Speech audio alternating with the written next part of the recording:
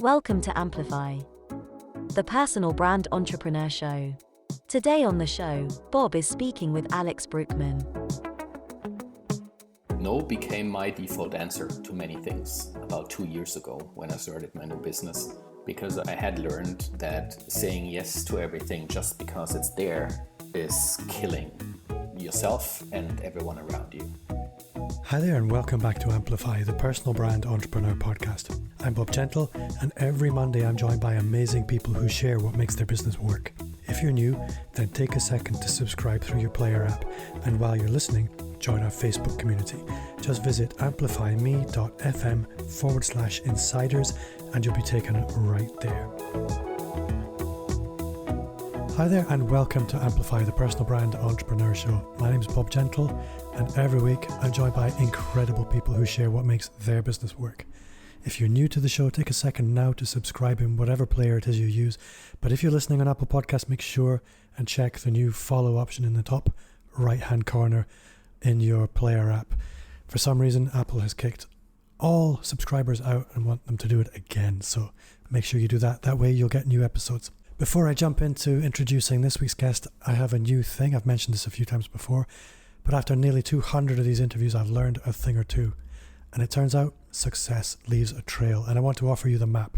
So head over to amplifyme.agency/roadmap and grab a copy of my brand new personal brand business blueprint. Everything you need to start, scale, or just fix your expert business. It's yours for free as a gift from me. So let's get into it. This week, I am thrilled to welcome Alex Brueckmann to the show. Alex, why don't you start by telling us a little bit about who you are, where you are, and the kind of work you do? Thanks for having me on your great show, Bob. Yes, let me introduce myself. I live in Canada. Originally, I'm from Germany, so love brought me over to beautiful British Columbia, where I live with my spouse and our 18-month-old son in beautiful Maple Ridge, 30 kilometers outside of Vancouver. And what I do, I've been in the strategy realm for kind of 15 years now. I've worked with global brands and companies, consulting with them on their business strategy. I'm also an entrepreneur, so I built and scaled businesses in Germany and now here in Canada. And I'm all about helping other entrepreneurs building strong companies that are rooted in a unique purpose with a bulletproof strategy so that they combine working on profit and on purpose, if that makes sense. That makes perfect sense.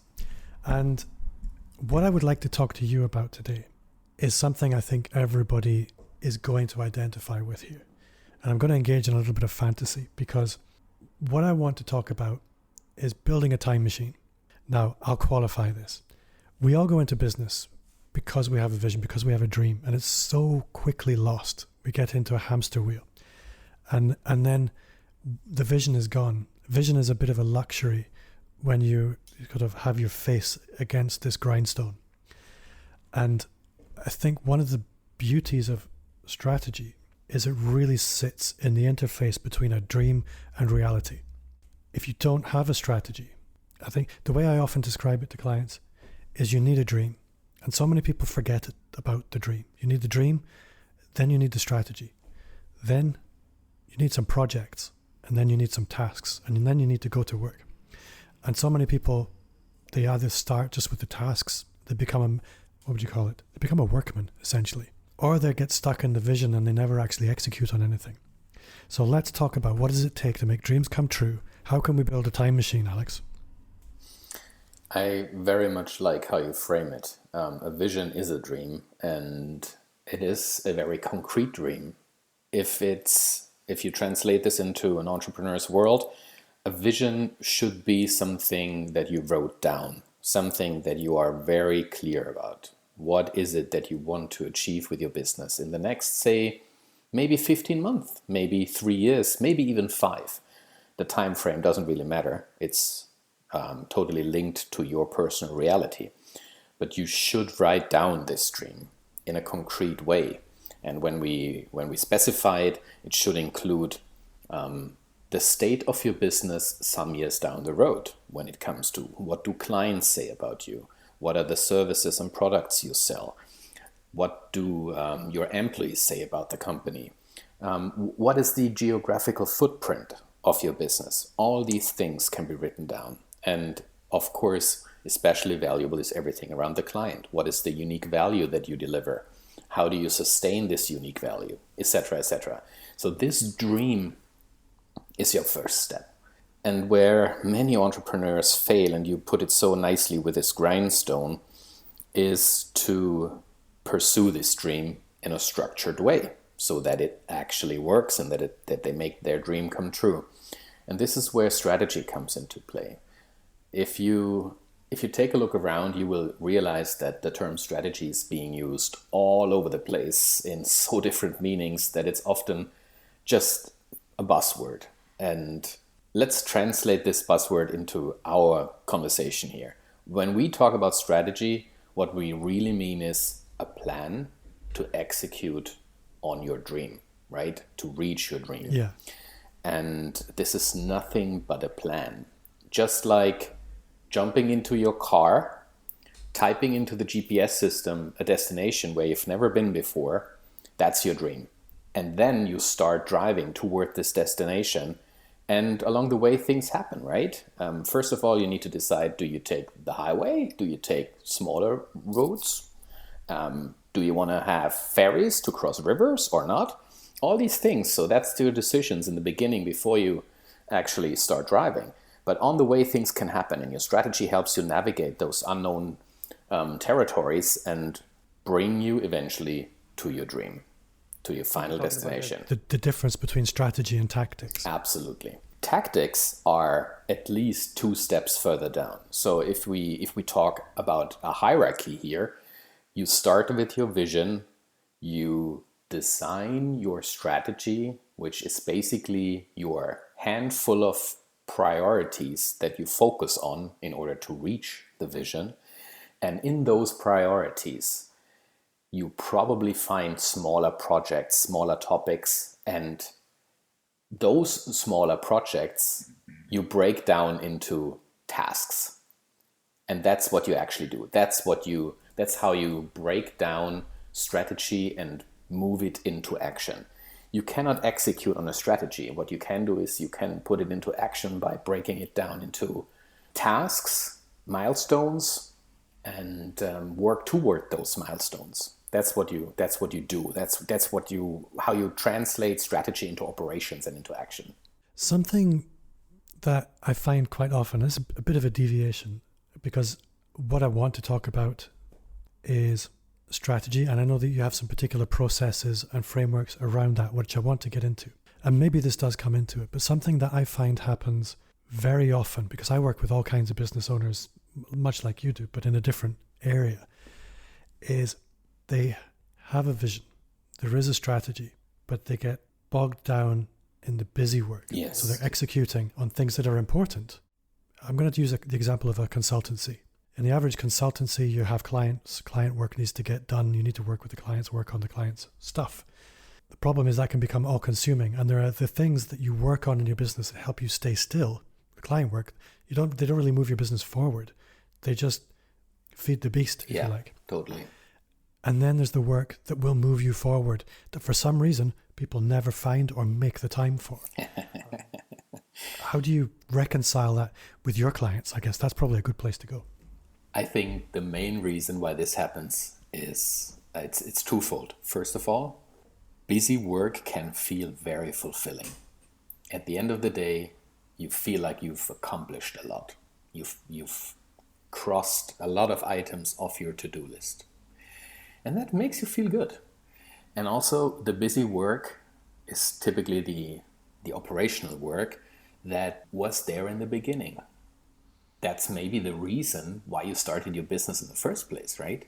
Because you were passionate about this particular type of client work that you do. But as you grow and build a business, there is more to it than just the operations. There is this strategic element to it.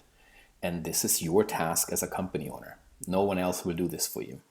So you need to say goodbye to a certain degree to what you loved in the first place, why you started your business in the first place, and need to understand and embrace your additional roles that you need to play as a company owner.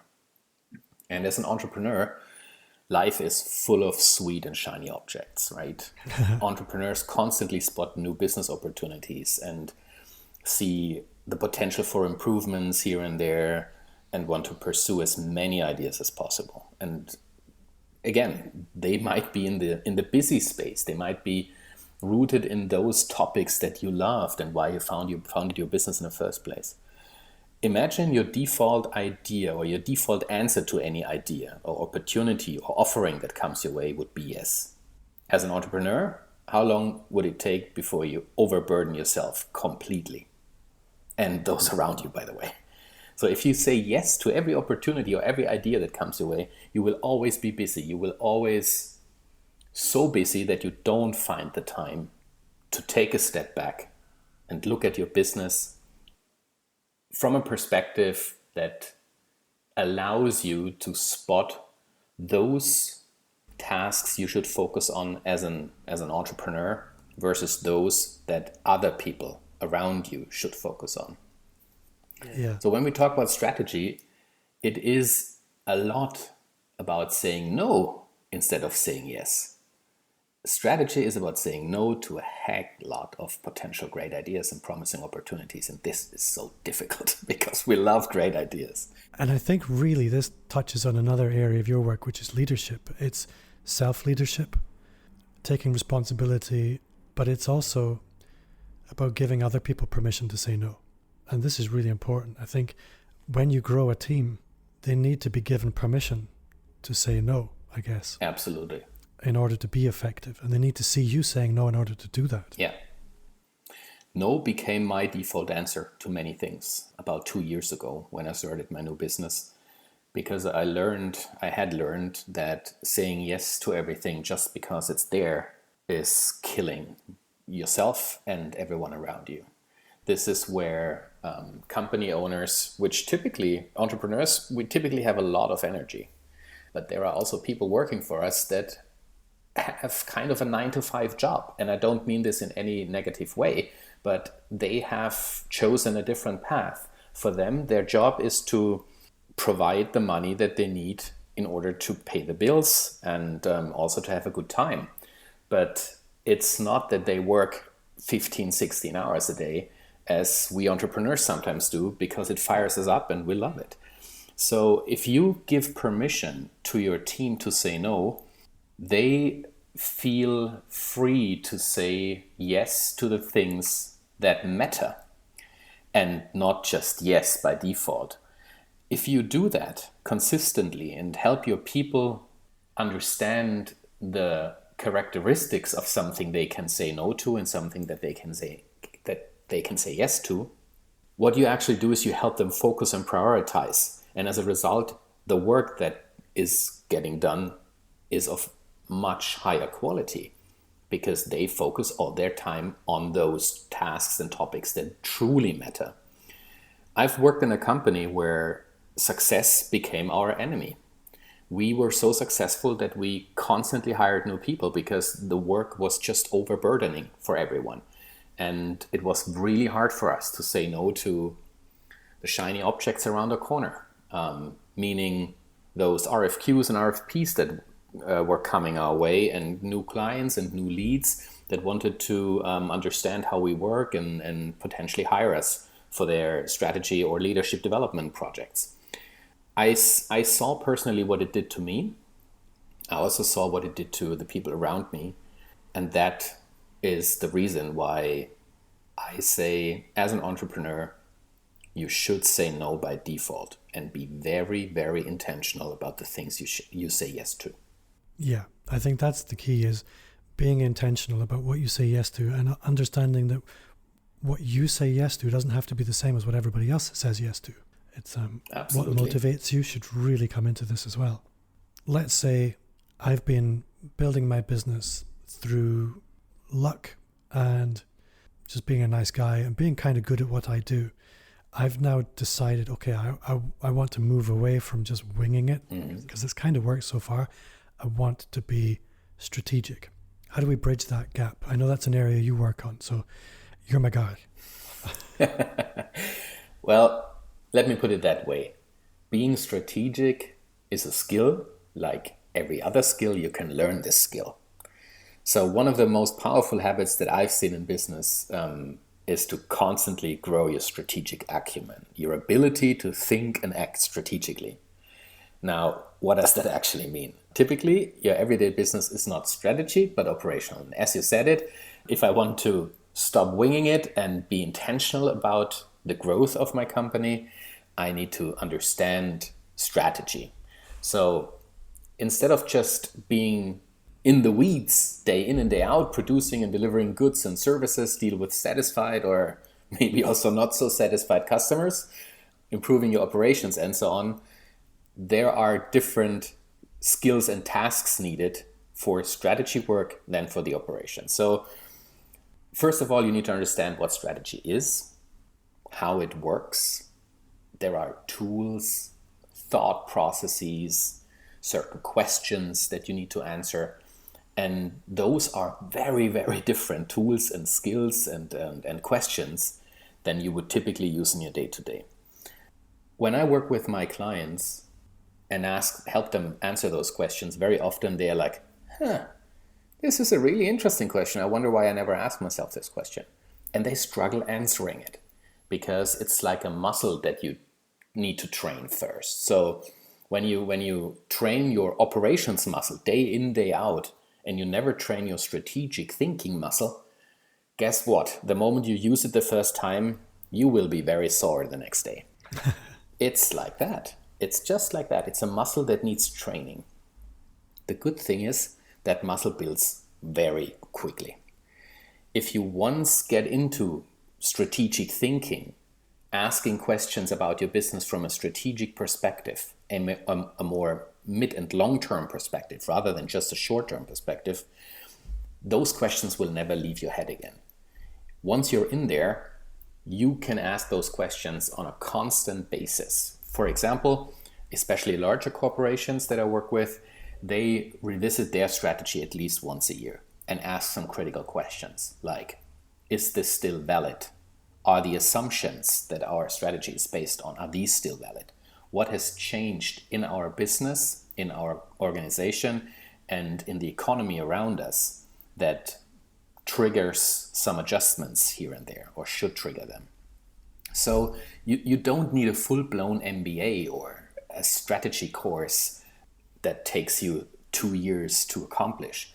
Instead, you should just start with a hands-on intentional strategy course that helps you understand which pieces of this beast of strategy are important for you, your reality, where you are right now, so that you can use those tools, those questions on your terms to refine your business and to build this strategic acumen step by step. I think what's really interesting there is that I can see it in the large corporation perspective, but I can also see it in the very small business perspective, that in many respects it's going to be harder for the small business owner to be strategic because it requires an elevated perspective. It requires you to step out of the everyday, and that requires a certain momentum because people aren't naturally inclined to step away from their business and make time for something that isn't necessarily revenue generating.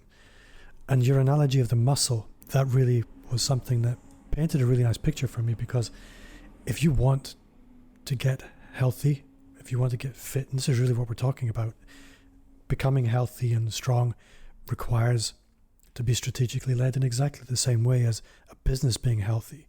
It requires discipline, but it also needs routine, because these things don't happen unless you're intentional about them. But actually, much like fitness, if you do establish a modest amount of discipline, if you do establish a basic routine, you do something short, even for once a week, you very quickly see the benefits. So that's it's like habits. Very interesting perspective. It's like habits in your life, right? There are healthy habits in your life, like practicing playing a musical instrument or physically exercising. If you have this as a habit, it's healthy. There are harmful habits like overconsumption of social media, for example, or binge watching your favorite streaming site all day, not getting enough sleep. Those are harmful habits. And then there are really dangerous habits like drinking too much, smoking, doing drugs, eating junk food all the time. They do something with you. And the same is true for your business. If you're an entrepreneur, you need to understand which habits are healthy habits for your business and which ones are harmful and maybe even dangerous habits. The most dangerous habit in business is to neglect the need for mid and longer term planning and strategic thinking. If you only focus on the here and now, on the fast gratification, on feeding the instant gratification monkey and on boasting your ego and God knows what, I mean, there have been large corporations that went out of business because of that. Brands that dropped into oblivion like Nokia, companies that disappeared like Lehman Brothers, for example.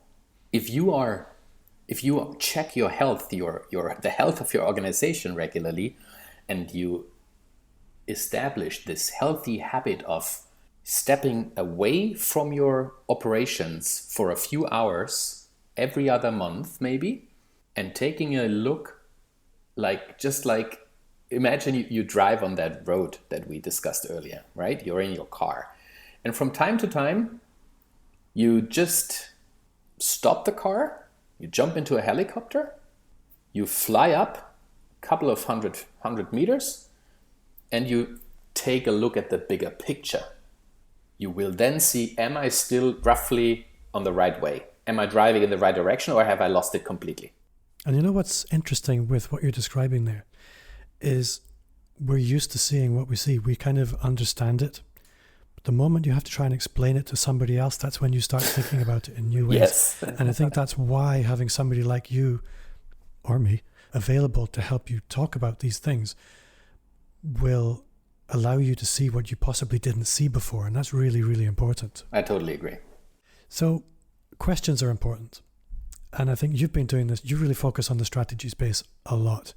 And I'm curious to know, this is putting you on the spot a little bit, and I apologize, and I'll take away the question if this doesn't work. But what are some foundation questions that you always pull out of your pocket that you know this is going to help them think about things in ways they possibly hadn't before? So this is going to be a mini masterclass now. Okay. Some of the first questions that I take my clients through are actually not strategic questions. They are questions to help them understand the here and now, because this is what they know and it eases them into the strategic thinking. So some of the first questions I would ask them are around the strength of their organization today. And they would come up with a long list of strengths. And then I would challenge them to take away those that are not unique, that every other organization can also claim they have as strengths.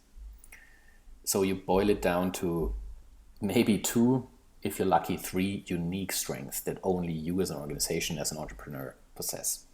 We use those strengths later to build a strategy around those strengths. But that's the first step, understanding your strength. And then I help them understand the changes that their environment will see in the coming years and the changes that they expect to happen also internally in their organization. So be it, if they expect to grow, it means probably onboarding more people, establishing more solid processes, you name it, right? So we understand the ecosystem first. And once we've done that, we boil it down to, what does that mean for me now? As an entrepreneur, as a leader in a company, as a small business owner, whatever you are, you need to first understand the ecosystem and then the trends that you feel or the development that you feel in the next 2 to 3 years will come your way. And based on that, the playing field kind of that we mapped out, we then start to talk about vision. We write down very, very concretely what your business will look like. And this can get very creative and sometimes out of the box, which is totally fine. And it needs to be a stretch. If your vision is not a stretch, you should think again. Your vision should be a dream come true, something that motivates you day in and day out to work toward, and something that will also motivate the people around you that work with you on achieving this vision. As I said, this can be a bit crazy, because in the next step, you would then actually break this crazy dream down into measurable increments. So you will understand how you can work towards the key elements in your vision. Now let's make this concrete. If you say, let's say you're a company, a small company, an entrepreneur, a few £100,000 pounds, euros, dollars, whatever, turnover a year, and you want to double this in the next 2 to 3 years. There are things that need to happen to achieve this. You cannot just wait 2 to 3 years and be like, okay, we said 2 years ago that we want to double our revenue. Did we actually achieve that? That's not strategic. That's just, no. It doesn't work like that. You need to establish a plan and a way in order to grow your revenue over time. And no matter how crazy your ideas are that you write down in your vision, you will make them manageable by making them measurable. And you can measure the most crazy idea if you dare to. So it's possible to put nearly behind every idea, it's possible to put a KPI, a key performance indicator, that helps you measure whether you're successful or not and whether you're moving toward this grand goal or not. And once you've done those steps, writing down your vision, understanding how to measure that you're getting there, then we actually talk about, okay, what is our strategy to reaching this now, to move those key performance indicators into the right direction? And this is where it becomes very, very difficult for many companies and entrepreneurs alike, because now we're back at this point that we already discussed. We need to prioritize, brutally saying no to things. We need to say yes to those things, and we need to identify them first, those things, those priorities that drive us towards this vision. And those are what I call strategic projects, or you can call them strategic work streams or pillars, whatever you want to call them. Those are the handful of priorities that you will focus on day in and day out. And within those priorities, you will identify smaller projects, larger projects that need to happen. So let's take an example. Based on what we said, we want to double our revenue. So most likely, one of your key work streams here, your strategic pillars, will be something along the lines of lead generation or sales or marketing. Those buckets you would typically find in one of those work streams because they influence each other so heavily.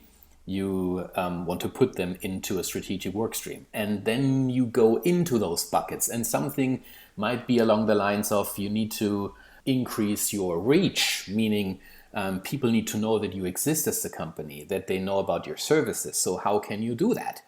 The same is true for sales. Are our sales processes strong enough? How do we qualify leads? How do we find new clients? So you break your business into manageable and measurable increments, and you understand how they link, how they depend on each other, how they support each other, and then you improve them step by step, one by one. And everything else that is not in those buckets is not being taken care of. This is really your gold standard for prioritization and for filling your day-to-day with those tasks that are the most important ones, because you know they will bring you to your vision. This is how you designed your strategy in the first place. So you know, by focusing on those priorities, there is no better way than this to reaching the vision. That's why you do it that way. Does that make sense? It makes perfect sense. And you really very quickly start to understand the importance of rejecting those things that aren't moving you towards these goals that you've really clearly identified. And that's really the key here, is being intentional about what you're doing and where you're going, and not leaving it to chance. I think what you described there, right there, that's how you build a time machine. That's how you accomplish great things. And I think you certainly reinvigorated my own enthusiasm for strategy, and most importantly, saying no. Saying no. No is probably the most important thing that you can have. So I'm going to have to go and it's very simple, Bob. As an to. entrepreneur, you only have the same amount of time as everyone else. And if you spend your time on things that don't matter, you will not be able to build a great business, to find fulfillment in your life, to find more freedom in your life, to live a more fulfilled life and work. One thing is for sure, in our days today, money is abundant. If you want money, you will find it. There's enough money out there. The markets are flooded with money. So if you need money to invest, you will find it. If you spend $1 kind of unintentionally, you find another one. But if you spend a minute or an hour, a day, a week, a month unintentionally, this time will never come back. Therefore, being intentional about what you do, about your strategy, about your priorities is absolute key. I think that is a fantastic way to bring things to an end. I could ask more questions, but if people really want to achieve their dreams, I think what you just summed up is probably where I would want people to focus. So I'm going to park things right there. This is an episode I think I'd want a lot of people to listen to twice. So let's not pack too much into it. And I think I would like to have you back again, Alex, at some point. Would be my to pleasure. Continue this conversation. Because I know you have a book coming out at some point soon, and we probably want to talk about that sometime. But if people want to move forwards with you, if they want to connect with you, how would you like them to do that? There is tons of free resources on my website. Go to alexthestrategist.com. Check out my free intentional strategy toolkit. There are checklists for your organizational health on there. There is tons of free articles there. Even if you don't want to work with me, which is totally fine, go check out those resources. They will help you get your head around the topic of strategy. They are very down to earth. They will help you immediately to see and dissect the issues in your organization right now. Whether you're an entrepreneur, a small business owner, or whether you're a leader in a larger organization, they will help you to make the business and your life better. I didn't know you had that domain. That's awesome. It's so cool. Alex, I need to ask you the one question that I forgot to ask my guest last week. And it's, what's one thing you do now that you wish you'd started 5 years ago? I spend way more time with my family than I did 5 years ago. I have an 18-month-old son, and seeing him grow up, it's really hard to say, but the pandemic was kind of a blessing in disguise because I was traveling like 60-70% of my time. This has completely shifted. When my son was born, the pandemic hit. It forced me to stay home, and I see him grow up. So I would never do this differently again. If I had known the pleasures of how great it is to be around family all the time and to see, to build a happier marriage, to build better relationships, how fulfilling this can be, I would have started to focus on that many years ago. I echo that entirely. I have had a very, very brief, I think I've worked in a traditional job for about 4 years as an adult, where I had to go out away from the home to work. I would never do it any other way than to work from home. It's just the best. I was very grateful to be able to see my kids grow up, although they're both adults now. I think, yeah, it's the best. Totally. I would wish that for anybody. Alex Brueckmann, you have been an awesome guest. I've really enjoyed myself. Thank you so much for your time. And I look forward to speaking to you again soon. Thank you, Bob. It's been an honor to be a guest on your great show. Before I go, just a quick reminder to subscribe and join our Facebook group. You'll find a link in the show notes or visit amplifyme.fm/insiders. Also, connect with me wherever you hang out. You'll find me on all the social platforms at Bob Gentle. If you enjoyed the show, then I would love a 5-star review on Apple Podcasts. It would make my day. And if you shared the show with a friend, you would literally make my golden list. My name's Bob Gentle. Thanks to you for listening, and I'll see you next week.